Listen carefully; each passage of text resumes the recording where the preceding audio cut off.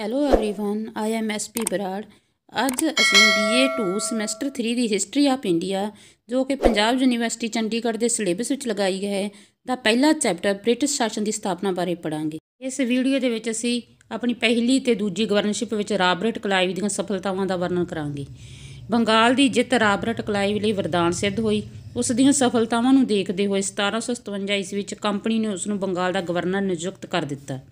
ਇਹ ਕਲਾਈਵ ਦੀ ਇੱਕ ਬਹੁਤ ਮਹੱਤਵਪੂਰਨ ਸਫਲਤਾ ਸੀ। ਉਸ ਨੇ ਆਪਣੇ ਅਹੁਦੇ 'ਤੇ 1760 ਈਸਵੀ ਤੱਕ ਕੰਮ ਕੀਤਾ। ਇਸ ਨੂੰ ਕਲਾਈਵ ਦਾ ਪਹਿਲਾ ਗਵਰਨਰੀ ਕਾਲ ਕਿਹਾ ਜਾਂਦਾ ਹੈ। 1765 ਈਸਵੀ ਵਿੱਚ ਉਸ ਨੂੰ ਦੁਬਾਰਾ ਗਵਰਨਰ ਦੇ ਅਹੁਦੇ 'ਤੇ ਨਿਯੁਕਤ ਕੀਤਾ ਗਿਆ ਸੀ। ਉਸ ਨੇ 1767 ਈਸਵੀ ਤੱਕ ਇਸ ਅਹੁਦੇ 'ਤੇ ਕੰਮ ਕੀਤਾ। ਆਪਣੀ ਗਵਰਨਰੀ ਵਿੱਚ ਕਲਾਈਵ ਦੁਆਰਾ ਕੀਤੇ ਗਏ ਕੰਮਾਂ ਦੀਆਂ ਸਫਲਤਾਵਾਂ ਦਾ ਵਰਣਨ ਇਸ ਤਰ੍ਹਾਂ ਹੈ। ਪਹਿਲੀ ਗਵਰਨਰਸ਼ਿਪ। ਆਪਣੀ ਪਹਿਲੀ ਗਵਰਨਰਸ਼ਿਪ ਦੌਰਾਨ ਲਾਰਡ ਕਲਾਈਵ ਨੇ ਭਾਰਤ ਵਿੱਚ ਅੰਗਰੇਜ਼ੀ ਸ਼ਕਤੀ ਦੀਆਂ ਜੜ੍ਹਾਂ ਮਜ਼ਬੂਤ ਕਰਨ ਅਤੇ ਉਹਨਾਂ ਨੂੰ ਫੈਲਾਉਣ ਲਈ ਅਨੇਕਾਂ ਮਹੱਤਵਪੂਰਨ ਕੰਮ ਕੀਤੇ, ਜੋ ਕਿ ਇਸ ਤਰ੍ਹਾਂ ਹਨ। ਬੰਗਾਲ ਵਿੱਚ ਅੰਗਰੇਜ਼ੀ ਸ਼ਕਤੀ ਦਾ ਪ੍ਰਭੁਤਵ। ਪਲਾਸੀ ਦੀ ਲੜਾਈ ਤੋਂ ਬਾਅਦ ਕਲਾਈਵ ਨੇ 1757 ਈਸਵੀ ਵਿੱਚ ਮੀਰ ਜਾਫਰ ਨੂੰ ਬੰਗਾਲ ਦਾ ਨਵਾਬ ਨਿਯੁਕਤ ਕੀਤਾ। ਉਹ ਅੰਗਰੇਜ਼ਾਂ ਦੇ ਹੱਥਾਂ ਦੀ ਕਠਪੁਤਲੀ ਵਾਂਗ ਸੀ। ਰਾਜ ਦੀ ਅਸਲੀ ਸ਼ਕਤੀ ਕਲਾਈਵ ਦੇ ਹੱਥਾਂ ਵਿੱਚ ਸੀ। ਛੇਰੇ ਦੇ ਵਪਾਰ ਦਾ ਏਕਾਧਿਕਾਰ। ਬੰਗਾਲ ਦੇ ਨਵੇਂ ਨਵਾਬ ਮੀਰ ਜਾਫਰ ਨੇ ਗੱਦੀ ਉੱਤੇ ਬੈਠਦੇ ਹੀ ਅੰਗਰੇਜ਼ਾਂ ਨੂੰ ਪੈਸਾ ਦੇਣਾ ਸ਼ੁਰੂ ਕਰ ਦਿੱਤਾ, ਪਰ ਹੌਲੀ ਹੌਲੀ ਨਵਾਬ ਦਾ ਖਜ਼ਾਨਾ ਖਾਲੀ ਹੋ ਗਿਆ ਅਤੇ ਧਨ ਇਕੱਠਾ ਕਰਨ ਦਾ ਉਪਾਅ ਸੋਚਣ ਲੱਗਾ। ਇਸੇ ਯਤਨ ਵਿੱਚ ਆਪਣੇ ਦੋ ਹਿੰਦੂ ਅਧਿਕਾਰੀਆਂ ਰਾਏ ਦੁਰਲੱਭ ਅਤੇ ਬਿਹਾਰ ਦੇ ਡਿਪਟੀ ਗਵਰਨਰ ਰਾਮ ਨਾਰਾਇਣ ਨਾਲ ਉਸ ਦੀ ਅਣਬਣ ਹੋ ਗਈ। ਕਲਾਈਵ ਨੇ ਵਿੱਚ ਪੈ ਕੇ ਦੋਹਾਂ ਪੱਖਾਂ ਵਿੱਚ ਸਮਝੌਤਾ ਕਰਵਾ ਦਿੱਤਾ। ਆਪਣੀ ਫੀਸ ਦੇ ਰੂਪ ਵਿੱਚ ਉਸਨੇ ਬਿਹਾਰ ਵਿੱਚ ਛੇਰੇ ਦੇ ਵਪਾਰ ਦਾ ਏਕਾਧਿਕਾਰ ਪ੍ਰਾਪਤ ਕਰ ਲਿਆ। ਇਸ ਨਾਲ ਫਰਾਂਸੀਸੀਆਂ ਅਤੇ ਡੱਚਾਂ ਦੇ ਵਪਾਰ ਨੂੰ ਬਹੁਤ ਨੁਕਸਾਨ ਪੁੱਜਾ। ਨੰਬਰ 3, ਅਲੀ ਗੌਹਰ ਦੀ ਹਾਰ। ਮੁਗਲ ਸ਼ਹਿਜ਼ਾਦੇ ਅਲੀ ਗੌਹਰ ਸ਼ਾਹ ਆਲਮ ਨੇ ਆਪਣੇ ਮੰਤਰੀਆਂ ਦੇ ਵਿਵਹਾਰ ਤੋਂ ਤੰਗ ਆ ਕੇ ਅਵਧ ਦੇ ਨਵਾਬ ਕੋਲ ਜਾ ਵਿਚਰਨ ਲਈ ਸੀ। 1759 ਈਸਵੀ ਵਿੱਚ ਉਸ ਨੇ ਸਜਾਇਦੌਲਾ ਕੋਲੋਂ ਕੁਝ ਸਹਾਇਤਾ ਪ੍ਰਾਪਤ ਕਰਕੇ ਬਿਹਾਰ ਉੱਤੇ ਹਮਲਾ ਕਰ ਦਿੱਤਾ। ਇਸ ਨਾਲ ਬਿਹਾਰ ਦਾ ਸ਼ਾਸਕ ਰਾਮ ਨਾਰਾਇਣ, ਜੋ ਮੀਰ ਜਾਫਰ ਦੇ ਪ੍ਰਤੀਨਿਧੀ ਦੇ ਰੂਪ ਵਿੱਚ ਕੰਮ ਕਰ ਰਿਹਾ ਸੀ, ਘਬਰਾ ਉੱਠਿਆ। ਉਸ ਨੇ ਇੱਕ ਅੰਗਰੇਜ਼ੀ ਸੈਨਾ ਅਲੀ ਗੌਹਰ ਵਿਰੁੱਧ ਭੇਜੀ। ਇਸ ਸੈਨਾ ਦੀ ਅਗਵਾਈ ਕਲਾਈਵ ਦੇ ਹੱਥਾਂ ਵਿੱਚ ਸੀ। ਉਸ ਨੇ ਅਲੀ ਗੌਹਰ ਨੂੰ ਹਰਾ ਕੇ ਵਾਪਸ ਮੁੜਨ ਲਈ ਮਜਬੂਰ ਕਰ ਦਿੱਤਾ। ਇਸ ਜਿੱਤ ਨੇ ਬੰਗਾਲ ਵਿੱਚ ਅੰਗਰੇਜ਼ੀ ਸ਼ਕਤੀ ਨੂੰ ਹੋਰ ਮਜ਼ਬੂਤ ਬਣਾ ਦਿੱਤਾ। ਕਲਾਈਵ ਨੂੰ ਇਸ ਸਹਾਇਤਾ ਦੇ ਬਦਲੇ ਕਲਕੱਤਾ ਦੇ ਨੇੜੇ 30,000 ਰੁਪਏ ਸਾਲਾਨਾ ਆਮਦਨ ਦੀ ਇੱਕ ਜਗੀਰ ਮਿਲੀ। ਬੰਗਾਲ ਵਿੱਚ ਡੱਚਾਂ ਦੀ ਸ਼ਕਤੀ ਦਾ ਦਮਨ। ਬੰਗਾਲ ਵਿੱਚ ਚਿਨਸੁਰਾ ਦੀ ਨਾਂ ਦੀ ਥਾਂ 'ਤੇ ਡੱਚਾਂ ਦੀ ਵਪਾਰਿਕ ਬਸਤੀ ਸੀ। ਅੰਗਰੇਜ਼ਾਂ ਦੇ ਹੱਥਾਂ ਵਿੱਚ ਬੰਗਾਲ ਦੀ ਰਾਜਨੀਤਿਕ ਸ਼ਕਤੀ ਆ ਜਾਣ ਕਾਰਨ ਡੱਚ ਡਰ ਗਏ ਸਨ। ਇਸ ਲਈ ਉਹ ਅੰਗਰੇਜ਼ਾਂ ਦੀ ਸ਼ਕਤੀ ਦਾ ਅੰਤ ਕਰਨ ਲਈ ਯੋਜਨਾਵਾਂ ਬਣਾਉਣ ਲੱਗੇ। ਇੱਧਰ ਮੀਰ ਜਾਫਰ ਦੀ ਅੰਗਰੇਜ਼ਾਂ ਦੇ ਕੰਟਰੋਲ ਤੋਂ ਮੁਕਤ ਹੋਣਾ ਚਾਹੁੰਦਾ ਸੀ। ਮੀਰ ਜਾਫਰ ਅਤੇ ਡੱਚਾਂ ਨੇ ਮਿਲ ਕੇ ਬੰਗਾਲ ਵਿੱਚ ਅੰਗਰੇਜ਼ੀ ਸ਼ਕਤੀ ਬਰਬਾਦ ਕਰਨ ਦੀ ਯੋਜਨਾ ਬਣਾਈ। ਯੋਜਨਾ ਅਨੁਸਾਰ 1 ਨਵੰਬਰ 1759 ਈਸਵੀ ਦੇ ਦਿਨਾਂ ਵਿੱਚ ਡੱਚਾਂ ਦੇ 7 ਜਹਾਜ਼ ਅੰਗਰੇਜ਼ਾਂ ਉੱਤੇ ਹਮਲਾ ਕਰਨ ਲਈ ਗੰਗਾ ਨਦੀ ਵਿੱਚ ਪਹੁੰਚੇ। ਉਸ ਦਾ ਸਾਹਮਣਾ ਕਰਨ ਲਈ ਕਲਾਈਵ ਨੇ ਕਰਨਲ ਫੋਰਡ ਦੀ ਅਗਵਾਈ ਹੇਠ ਇੱਕ ਸੈਨਾ ਭੇਜੀ। ਵਿਡੇਰਾ ਦੀ ਥਾਂ 'ਤੇ ਡੱਚ ਬੁਰੀ ਤਰ੍ਹਾਂ ਹਾਰ ਗਏ। ਅੰਗਰੇਜ਼ਾਂ ਨੇ ਉਹਨਾਂ ਦੇ ਸਾਰੇ ਜਹਾਜ਼ ਖੋਹ ਲਏ। ਡੱਚਾਂ ਨੇ ਅੰਗਰੇਜ਼ਾਂ ਨਾਲ ਸਮਝੌਤਾ ਕਰਕੇ ਹਰਜਾਨਾ ਦੇਣਾ ਸਵੀਕਾਰ ਕਰ ਲਿਆ। ਉਹਨਾਂ ਨੇ ਅੰਗਰੇਜ਼ਾਂ ਨੂੰ ਇਹ ਵਚਨ ਦਿੱਤਾ ਕਿ ਭਵਿੱਖ ਵਿੱਚ ਉਹ ਕਦੇ ਯੁੱਧ ਨਹੀਂ ਕਰਨਗੇ, ਸੈਨਾ ਨਹੀਂ ਰੱਖਣਗੇ ਅਤੇ ਕੋਈ ਸੈਨਿਕ ਭਰਤੀ ਨਹੀਂ ਕਰਨਗੇ। ਇਸ ਤਰ੍ਹਾਂ ਕਲਾਈਵ ਬੰਗਾਲ ਵਿੱਚ ਡੱਚਾਂ ਦੀ ਸ਼ਕਤੀ ਖਤਮ ਕਰਨ ਵਿੱਚ ਸਫਲ ਰਿਹਾ। ਫਰਾਂਸੀਸੀ ਸ਼ਕਤੀ ਦਾ ਅੰਤ। ਕਰਨਾਟਕ ਦੀ ਤੀਸਰੀ ਲੜਾਈ ਦੇ ਸਮੇਂ ਫਰਾਂਸੀਸੀ ਸੈਨਾਪਤੀ ਕਾਊਂਟ ਡੀ ਲਾਲੀ ਨੇ ਹੈਦਰਾਬਾਦ ਵਿੱਚੋਂ ਆਪਣੇ ਜਨਰਲ ਬੁੱਸੇ ਨੂੰ ਵਾਪਸ ਬੁਲਾ ਲਿਆ। ਇਸ ਮੌਕੇ ਦਾ ਲਾਭ ਉਠਾਉਂਦੇ ਹੋਏ ਕਲਾਈਵ ਨੂੰ ਕਰਨਲ ਫੋਰਡ ਦੀ ਅਗਵਾਈ ਹੇਠ ਇੱਕ ਸੈਨਾ ਬੰਗਾਲ ਤੋਂ ਹੈਦਰਾਬਾਦ ਭੇਜ ਦਿੱਤੀ। ਉਸ ਨੇ ਫਰਾਂਸੀਸੀਆਂ ਨੂੰ ਉੱਥੋਂ ਦੜਾ ਦਿੱਤਾ ਅਤੇ ਉੱਥੇ ਅੰਗਰੇਜ਼ੀ ਸੈਨਾ ਦੀ ਧਾਕ ਜਮਾ ਦਿੱਤੀ। ਇਸ ਤਰ੍ਹਾਂ ਹੈਦਰਾਬਾਦ ਤੋਂ ਫਰਾਂਸੀਸੀ ਸ਼ਕਤੀ ਦਾ ਅੰਤ ਹੋ ਗਿਆ। 1760 ਈਸਵੀ ਵਿੱਚ ਕਲਾਈਵ ਇੰਗਲੈਂਡ ਚਲਾ ਗਿਆ। ਇਸ ਦੇ ਨਾਲ ਹੀ ਉਸ ਦੀ ਪਹਿਲੀ ਗਵਰਨਰਸ਼ਿਪ ਦਾ ਸਮਾਂ ਵੀ ਖਤਮ ਹੋ ਗਿਆ। ਦੂਸਰੀ ਗਵਰਨਰਸ਼ਿਪ। ਕਲਾਈਵ 1765 ਈਸਵੀ ਵਿੱਚ ਦੁਬਾਰਾ ਬੰਗਾਲ ਦਾ ਗਵਰਨਰ ਬਣ ਕੇ ਆਇਆ। ਉਹ 1767 ਈਸਵੀ ਤੱਕ ਇਸ ਪਦ 'ਤੇ ਰਿਹਾ। ਜਦੋਂ ਉਹ ਦੂਜੀ ਵਾਰ ਬੰਗਾਲ ਦਾ ਗਵਰਨਰ ਬਣਿਆ, ਉਸ ਸਮੇਂ ਕੰਪਨੀ ਦੇ ਸਾਹਮਣੇ ਅਨੇਕਾਂ ਰਾਜਨੀਤਿਕ ਅਤੇ ਪ੍ਰਸ਼ਾਸਨਿਕ ਸਮੱਸਿਆਵਾਂ ਸਨ। ਕਲਾਈਵ ਨੇ ਕੰਪਨੀ ਦੀ ਮਾੜੀ ਹਾਲਤ ਦਾ ਵਰਣਨ ਕਰਦੇ ਹੋਏ ਆਪ ਕਿਹਾ ਸੀ, ਮੈਂ ਸਿਰਫ ਇੰਨਾ ਹੀ ਕਹਾਂਗਾ ਕਿ ਅਰਾਜਕਤਾ, ਅਨਿਸ਼ਚਿਤਤਾ, ਰਿਸ਼ਵਤ ਅਤੇ ਭ੍ਰਿਸ਼ਟਾਚਾਰ ਦਾ ਅਜਿਹਾ ਨਜ਼ਾਰਾ ਬੰਗਾਲ ਤੋਂ ਸਿਵਾ ਕਿਤੇ ਨਾ ਤਾਂ ਕਦੀ ਦੇਖਿਆ ਗਿਆ ਹੈ ਅਤੇ ਨਾ ਹੀ ਕਦੀ ਸੁਣਿਆ ਗਿਆ ਹੈ। ਇਹਨਾਂ ਹਾਲਤਾਂ ਵਿੱਚ ਉਸ ਨੇ ਇੱਕ ਸਫਲ ਪ੍ਰਸ਼ਾਸਕ ਹੋਣ ਦਾ ਸਬੂਤ ਦਿੱਤਾ। ਆਪਣੀ ਦੂਸਰੀ ਗਵਰਨਰਸ਼ਿਪ ਵਿੱਚ ਕਲਾਈਵ ਨੇ ਹੇਠਲੀਆਂ ਸਫਲਤਾਵਾਂ ਪ੍ਰਾਪਤ ਕੀਤੀਆਂ। ਇਲਾਹਾਬਾਦ ਦੀ ਸੰਧੀ।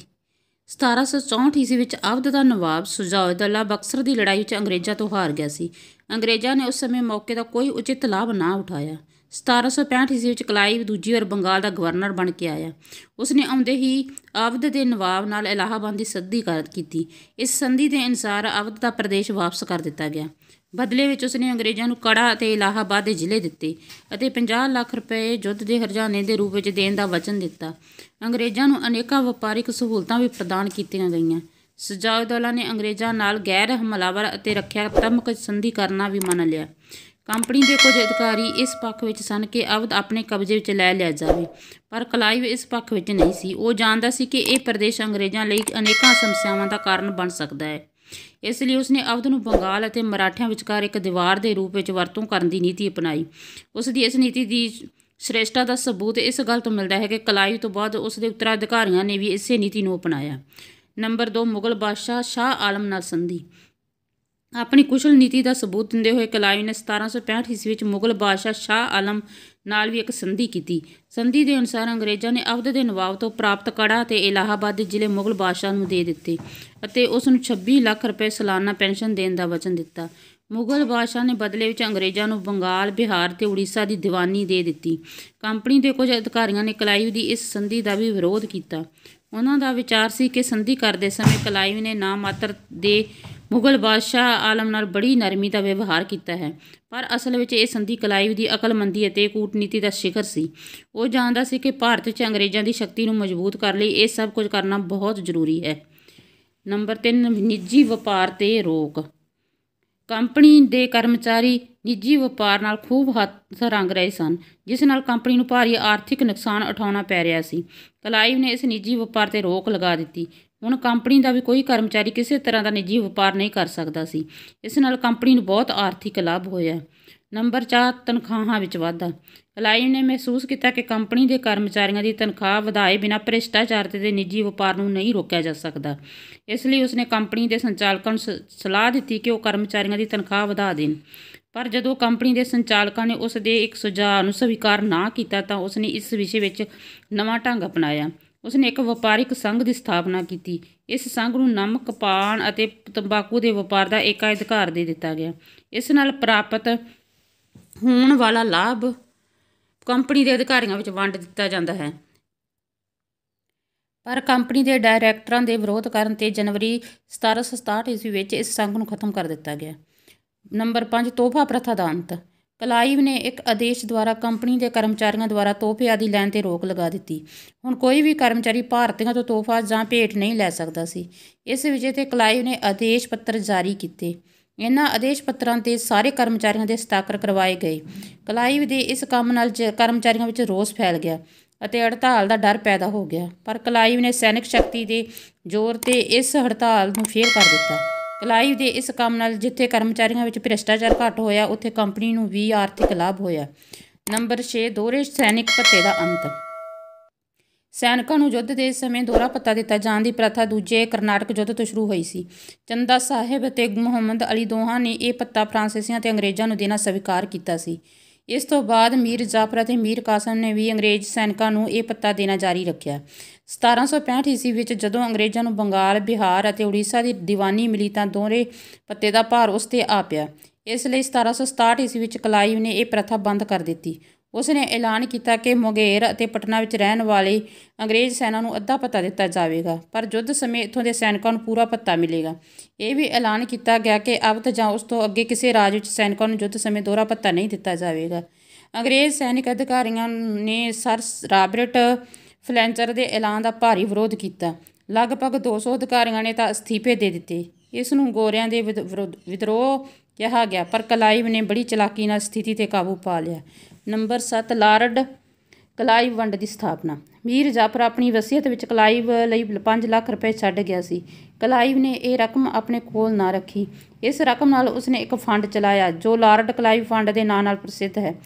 ਇਸ ਫੰਡ ਨਾਲ ਮ੍ਰਿਤਕ ਸੈਨਿਕਾਂ ਦੇ ਪਰਿਵਾਰ ਅਤੇ ਅੰਗਹੀਨ ਸੈਨਿਕਾਂ ਦੀ ਸਹਾਇਤਾ ਕੀਤੀ ਜਾਂਦੀ ਸੀ। ਪ੍ਰੋਫੈਸਰ ਐਚ ਡਾਰਵੈਲ ਇਸ ਵਿਸ਼ੇ ਵਿੱਚ ਲਿਖਦੇ ਹਨ ਕਿ ਕਲਾਈਵ ਦੇ ਨਾਂ 'ਤੇ ਸਥਾਪਿਤ ਇਸ ਵੰਡ ਨੇ ਕੰਪਨੀ ਦੁਆਰਾ ਪੈਨਸ਼ਨ ਪ੍ਰਥਾ ਸ਼ੁਰੂ ਕਰਨ ਦੇ ਸਮੇਂ ਵਿਚਕਾਰ ਇੱਕ ਪੁਲ ਦਾ ਕੰਮ ਕੀਤਾ।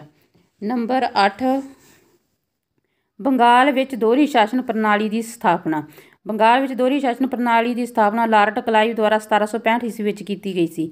ਇਸ ਸ਼ਾਸਨ ਪ੍ਰਣਾਲੀ ਦੇ ਅਨੁਸਾਰ ਬੰਗਾਲ ਦੇ ਸ਼ਾਸਨ ਨੂੰ 2 ਸ਼ਕਤੀਆਂ ਚਲਾਉਂਦੀਆਂ ਸਨ, ਇੱਕ ਨਵਾਬ ਸੀ ਅਤੇ ਦੂਜਾ ਕੰਪਨੀ ਦੀ। ਨਵਾਬ 'ਤੇ ਸ਼ਾਸਨ ਚਲਾਉਣ ਦਾ ਭਾਰ ਪਾਇਆ ਗਿਆ ਸੀ। ਅਤੇ ਕੰਪਨੀ ਪੈਸਾ ਇਕੱਠਾ ਕਰਨ ਦਾ ਕੰਮ ਕਰਦੀ ਸੀ। ਦੂਜੇ ਸ਼ਬਦਾਂ ਵਿੱਚ ਇਸ ਨਵੀਂ ਪ੍ਰਣਾਲੀ ਅਨੁਸਾਰ ਸ਼ਾਸਨ ਦਾ ਦੀਵਾਨੀ ਭਾਗ ਅੰਗਰੇਜ਼ਾਂ ਦੇ ਹੱਥਾਂ ਵਿੱਚ ਸੀ, ਪਰ ਨਿਜ਼ਾਮਤ ਭਾਵ ਸਧਾਰਨ ਸ਼ਾਸਨ ਨਵਾਬ ਦੇ ਹੱਥਾਂ ਵਿੱਚ ਸੀ। ਅਸਲ ਵਿੱਚ ਦੋਹਰੀ ਸ਼ਾਸਨ ਪ੍ਰਣਾਲੀ ਚਲਾਉਣ ਦਾ ਇੱਕ ਕਾਰਨ ਇਹ ਸੀ ਕਿ ਕਲਾਈਵ ਸਾਰਾ ਸ਼ਾਸਨ ਪ੍ਰਬੰਧ ਆਪਣੇ ਹੱਥਾਂ ਵਿੱਚ ਲੈ ਕੇ ਆਪਣੇ ਭਾਰਤੀ ਸ਼ਕਤੀਆਂ ਨਾਲ ਦੁਸ਼ਮਣੀ ਮੁੱਲ ਨਹੀਂ ਲੈਣਾ ਚਾਹੁੰਦਾ ਸੀ। ਦੂਜੇ ਕੰਪਨੀ ਕੋਲ ਸ਼ਾਸਨ ਚਲਾਉਣ ਲਈ ਯੋਗ ਅਧਿਕਾਰੀ ਵੀ ਨਹੀਂ ਸਨ। ਇਹਨਾਂ ਕਾਰਨਾਂ ਨਾਲ ਕਲਾਈਵ ਨੇ ਬੰਗਾਲ ਵਿੱਚ ਦੋਹਰੀ ਸ਼ਾਸਨ ਪ੍ਰਣਾਲੀ ਦੀ ਸਥਾਪਨਾ ਕੀਤੀ। ਦੋਹਰੀ ਸ਼ਾਸਨ ਪ੍ਰਣਾਲੀ ਨਾਲ ਚਾਹੇ ਕੋਈ ਲਾਭ ਹੋਇਆ ਜਾਂ ਨਹੀਂ, ਪਰ ਇੰਨਾ ਜ਼ਰੂਰ ਹੋਇਆ ਕਿ ਇਸ ਪ੍ਰਣਾਲੀ ਨਾਲ ਈਸਟ ਇੰਡੀਆ ਕੰਪਨੀ ਵਿੱਚ ਵਪਾਰਿਕ ਸੰਸਥਾ ਤੋਂ ਰਾਜਨੀਤਿਕ ਸੰਸਥਾ ਵਿੱਚ ਬਦਲ ਗਈ। ਇਸ ਤੋਂ ਇਲਾਵਾ ਇਸ ਪ੍ਰਣਾਲੀ ਦੇ ਸਿੱਟੇ ਵਜੋਂ ਕੰਪਨੀ ਦੂਜੀਆਂ ਯੂਰਪੀਅਨ ਸ਼ਕਤੀਆਂ ਦੀ ਈਰਖਾ ਤੋਂ ਬਚ ਗਈ। ਜਨਵਰੀ 1767 ਈਸਵੀ ਵਿੱਚ ਸਿਹਤ ਖਰਾਬ ਹੋ ਜਾਣ ਕਾਰਨ ਕਲਾਈਵ ਨੂੰ ਵਾਪਸ ਇੰਗਲੈਂਡ ਬੁਲਾ ਲਿਆ ਗਿਆ, ਪਰ ਉੱਥੇ ਉਸ ਉੱਤੇ ਰਿਸ਼ਵਤਖੋਰੀ ਦਾ ਮੁਕੱਦਮਾ ਚਲਾਇਆ ਗਿਆ। ਫੈਸਲਾ ਇਹ ਹੋਇਆ ਕਿ ਉਸਨੇ 2,34,000 ਪਾਉਂਡ ਰਿਸ਼ਵਤ ਦੇ ਰੂਪ ਵਿੱਚ ਲਏ ਹਨ। ਇਸ ਤੋਂ ਬਾਅਦ ਦੇਸ਼ ਪ੍ਰਤੀ ਉਸ ਦੀਆਂ ਮਹਾਨ ਅਤੇ ਕੀਮਤੀ ਸੇਵਾਵਾਂ ਨੂੰ ਦੇਖਦੇ ਹੋਏ ਬਾਇੱਜ਼ਤ ਬਰੀ ਕਰ ਦਿੱਤਾ ਗਿਆ। ਕਲਾਈਵ ਇਸ ਮੁਕੱਦਮੇ ਤੋਂ ਬਰੀ ਤਾਂ ਹੋ ਗਿਆ, ਪਰ ਉਸ ਦੇ ਦਿਲ ਨੂੰ ਡੂੰਘੀ ਸੱਟ ਵੱਜੀ। ਦੁਖੀ ਹੋ ਕੇ ਉਸਨੇ 2 ਅਕਤੂਬਰ 1774 ਈਸਵੀ ਨੂੰ ਖੁਦਕੁਸ਼ੀ ਕਰ ਲਈ। ਲਾਰਡ ਕਲਾਈਵ ਦੀਆਂ ਪ੍ਰਾਪਤੀਆਂ ਜਾਂ ਸਫਲਤਾਵਾਂ ਦੀ ਪ੍ਰਸ਼ੰਸਾ ਕਰਦੇ ਹੋਏ ਇਤਿਹਾਸਕਾਰ ਬਰਕ ਕਹਿੰਦੇ ਹਨ ਕਿ ਜਦੋਂ ਲਾਰਡ ਕਲਾਈਵ ਨੇ ਅਗਿਆਤ ਗਹਿਰਾਈ ਵਾਲੀ ਨਦੀ ਨੂੰ ਪਾਰ ਕੀਤਾ ਤਾਂ ਉਹ ਆਪਣੇ ਉੱਤਰਾਧਿਕਾਰੀਆਂ ਲਈ ਇੱਕ ਅਜਿਹੇ ਪੁਲ ਦਾ ਨਿਰਮਾਣ ਕਰ ਗਿਆ ਜਿਸ ਉੱਤੇ ਲੰਗੜੇ ਵੀ ਚੱਲ ਸਕਦੇ ਸਨ ਅਤੇ ਅੰਨੇ ਵੀ ਰਸਤਾ ਲੱਭ ਸਕਦੇ ਸਨ। ਸੋ ਇਹ ਸੀ ਕਲਾਈਵ ਦੀ ਪਹਿਲੀ ਅਤੇ ਦੂਜੀ ਗਵਰਨਰਸ਼ਿਪ। ਅਗਲੀ ਵੀਡੀਓ ਦੇ ਵਿੱਚ ਅਸੀਂ ਕਲਾਈਵ ਦੀ ਦੋਹਰੀ ਸ਼ਾਸਨ ਪ੍ਰਣਾਲੀ ਬਾਰੇ ਪੜ੍ਹਾਂਗੇ। Thank you.